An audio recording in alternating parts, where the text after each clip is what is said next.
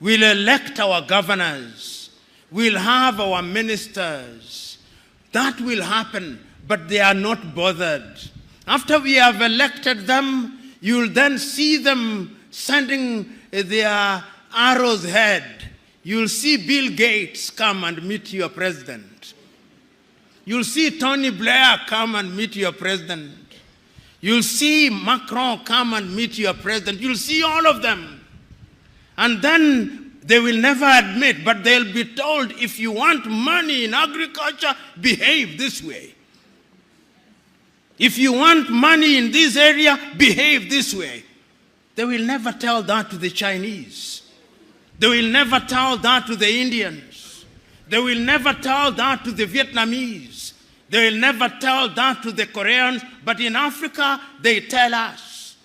That is why, as I speak to you now, under this new scramble, the IMF and the World Bank are back, telling you who to hire in your universities, what to sell and what not to sell. It is a sad situation. So today, as I look at Africa in that new scramble, the Chinese are here. I hope that this institution was not built by the Chinese.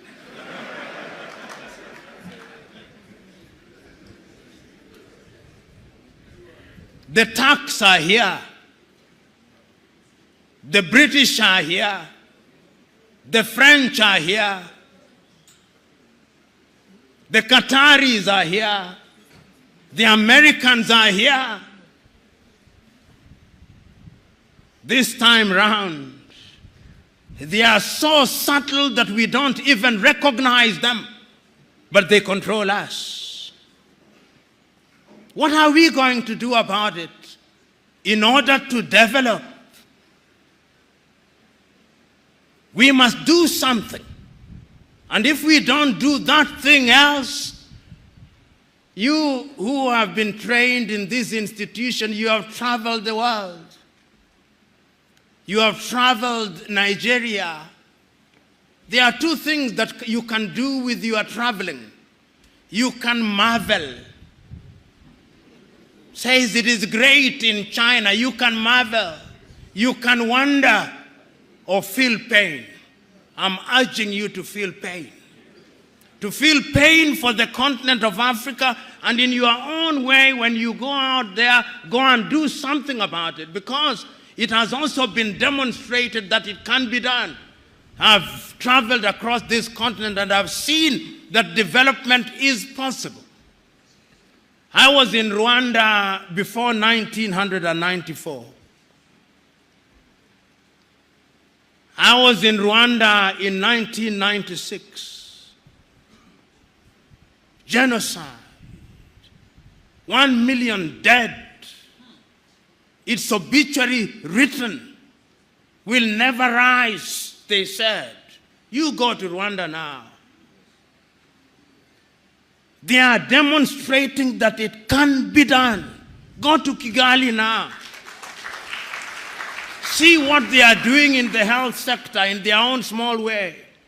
See how they are collaborating in the area of mobile telephony in their own small way. It can be done. I've been to Botswana and I've seen what they are doing in their own small way. I've been to Mauritius, see what they are doing in their own small way. And they do not have the resources that other countries have. They do not have the resources that the Democratic Republic of Congo has. And I'm giving these examples to say that indeed it can be done, and it can be done within the continent of Africa. So what we must do is to begin to pull together, you know.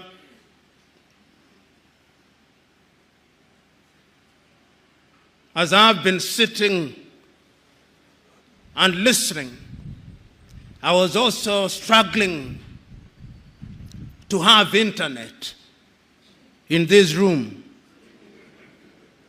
And every effort was being made to connect me to internet. And all those efforts failed. Why? because we are in an era of the Internet of Things, we are in an era of nanotechnology, it cannot be right that in Africa's largest economy, in Nigeria, I do not have internet at an institution that deals with security. You get the point that I'm trying to make? It cannot be right. And I know why we don't have internet connectivity. It is because we are divided. We have 55 telephone access codes. Nigeria 234, Ghana 233, Kenya 254, Tanzania 255, Uganda 256, Zambia 260, Zimbabwe 263.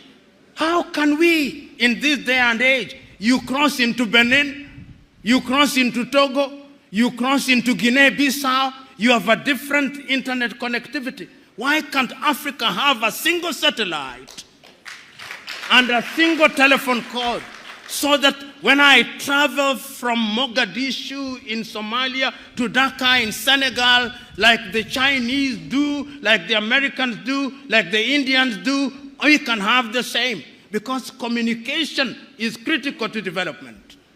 And I'm saying this, part of my agenda is to prick your conscience with live examples, that you may go out there irritated, but irritated to do the right thing.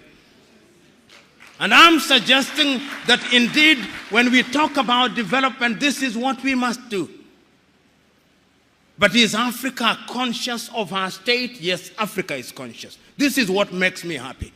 That after all these analysis, it appears to me that Africans have now recognized that going forward, we can only defeat the conspiracies, we can only have development as we are talking about it by working as a team.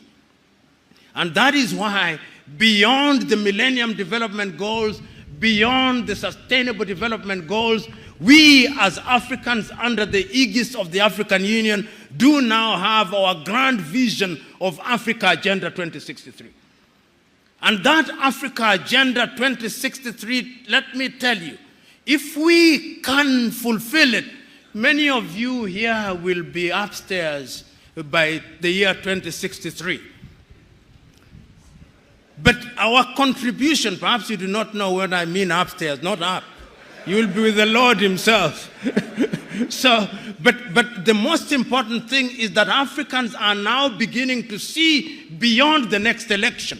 Because part of our problem in Africa has been that we plan in 5-year circles. We don't have a grand agenda, but now we have a grand agenda.